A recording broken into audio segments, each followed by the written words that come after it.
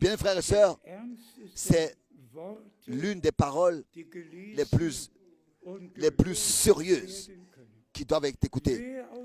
L'esprit de l'erreur. Celui qui est de Dieu, il nous écoute.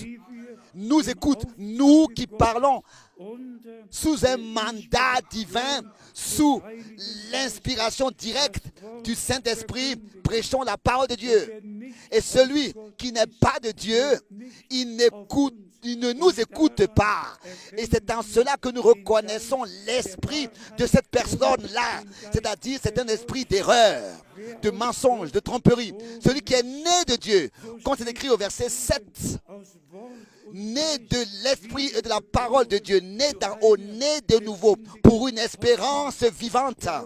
Celui qui est né de nouveau, né de Dieu, il a la nature, la nature de Dieu. Et par cette nature de Dieu, il est en communion avec Dieu, tel que les enfants ont communion, en contact avec leurs parents. C'est ainsi que nous tous qui sommes nés de Dieu, nous sommes en communion avec Dieu. Et laissez-moi encore vous, et nous connaissons Dieu. Et laissez-moi encore vous dire cela. Celui qui n'est pas né de Dieu ne nous écoute pas non plus. Il ne nous écoute pas. Il va passer, il va mépriser ce que Dieu a révélé. Ça ne l'intéresse même pas. Ce qui est prêché à Krefeld est prêché aux centres missionnaires. Mais celui qui est né de Dieu, celui qui a vraiment l'esprit de Dieu, la vie de Dieu, reçu la nature de Dieu, la réconciliation, le pardon de ses péchés, la grâce et le salut, il est né de Dieu, il connaît Dieu, il aime, et tous ceux qui sont nés de Dieu écouteront la vraie parole de Dieu. Et ensuite, on peut ici faire la différence et dire, c'est en cela que nous connaissons l'esprit de la vérité et l'esprit de l'erreur qui anime cette personne. Si en ce que quelqu'un écoute ou n'écoute pas, accepte ou n'accepte pas, croit ou ne croit pas, en cela on reconnaît quel esprit il a. L'incrédulité l'incrédulité détruit, l'erreur détruit.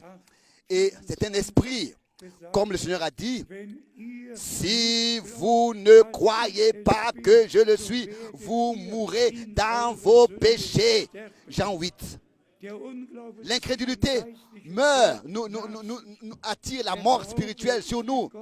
Et la foi nous lie avec Dieu et accepte et reçoit ce que Dieu a dit dans sa parole.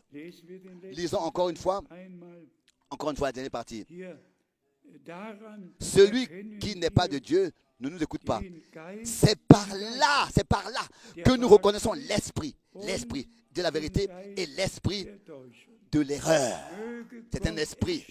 Que Dieu accorde sa grâce, que dans chacun de nous et dans tous ceux qui maintenant croient le message divin, que ce soit l'esprit de la vérité qui nous domine et qu'il n'y ait pas un autre esprit de mensonge et d'erreur où alors notre cœur est habité de l'esprit de Dieu, de l'esprit de la vérité. Et on ne peut pas être habité en même temps d'un autre esprit. Ce n'est pas possible. Ainsi que Dieu puisse accorder sa grâce pour que nous puissions recevoir vraiment l'esprit de la vérité.